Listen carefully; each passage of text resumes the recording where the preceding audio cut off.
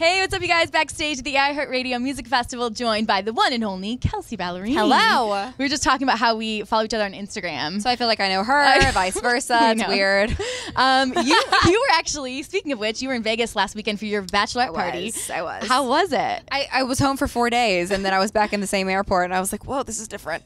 It was awesome. I've been here a lot for shows and for ACMs and iHeart, but yeah, that was the one time that I went with my friends just for fun. Your girls. My girls. You saw J-Lo. We saw J-Lo. How was it? And we didn't know that we were going to get to meet her, but we did. And she's just one of those people, like, she doesn't walk, she floats.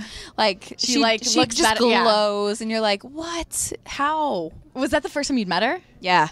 I feel like you guys should work on music together. Can you put it out there, Kelsea? Can you put it out there? This happen? Billboard, hello, hi. I'll see what I can do, girl. I'll see what I can do. How's wedding planning going? It's great. It's great. We're both so busy. He's putting out his first single in the States. I'm putting out my record all before the wedding. So we have a lot going on. Do you have the dress? I have the dress. You have the dress. I do have the dress. You said yes to the dress. You know, it's funny. I didn't think I was going to be super girly and emotional about it because I'm not like a wedding person, but I put it on and I cried. So here I am. It's happened.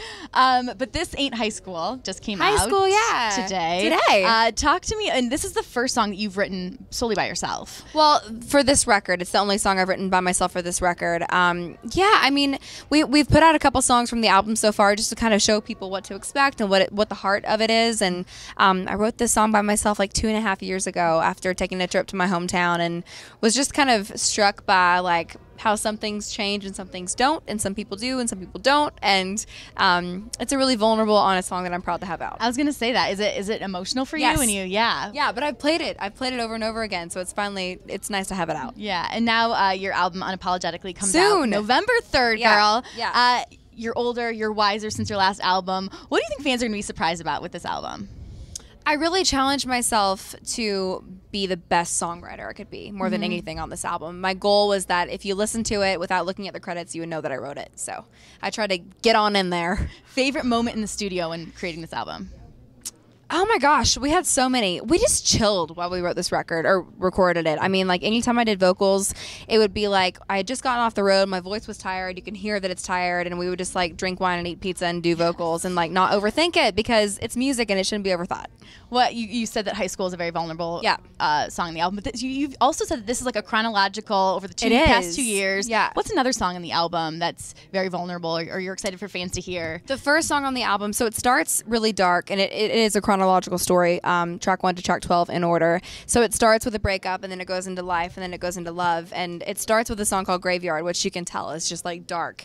But that's kind of just where I was when I started writing for this album, and it's going to be really cool to finally kind of share what's actually been going on in my personal life the last few years. How do you feel like you've changed the most in the past couple of years, would you say? What have you learned? I think I've just started to believe in myself more. You know, I think I was 19 when I wrote my last record, and I was just super starry-eyed, and I was like, what's happening? I have a song on the radio. And now I'm just kind of like, I just feel like I've kind of grown into myself more as a woman. Well, I love it because you and Taylor Swift are friends. Yeah. And you guys are releasing your albums 1 week apart. Yeah. Have you talked about this? Yes, a lot. What I love her. I was texting with her today. Like, she's amazing and she's supportive, and I mean, we're obviously in different genres now, but we're both I think we're both songwriters at heart, and we root each other on, and she's the biggest superstar in the whole world, so I'm excited to hear her record. I haven't heard it, so I'm stoked. I think we all are. Yours and hers. What's some advice she's given you over the years? I'm sure you've been asked this before, but what's something that maybe today when you were texting with her, what did she say anything to you She was about? talking to me about high school because I just put it out, but she's just really good at just like being yourself. That's always been her advice, is like go with your gut, go with your heart, like follow that and not anything else. You guys got to celebrate together. I'm sure we will. And Instagram it so I can see it. So we can all see it.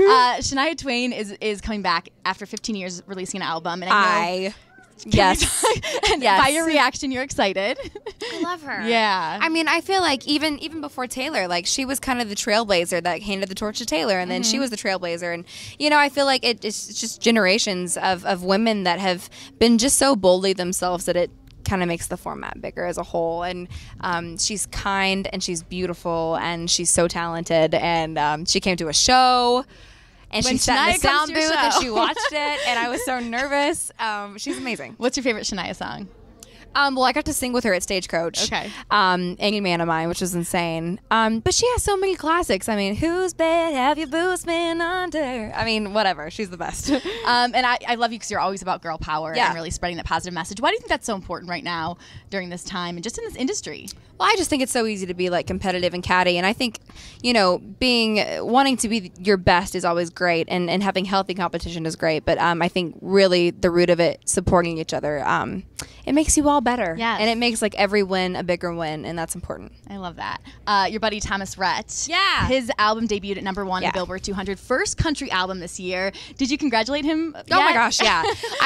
We toured together earlier this year, and then Yeah. we hosted CMA Fest together. We're really good friends, and we send each other our albums on the same day, and we like track by track like text each other our thoughts on each song, because we're both songwriters and we really care about what the album says. And he's a superstar. I mean, Yeah. he's playing the big stage. He's a superstar. And performing tomorrow here at iHeartRadio.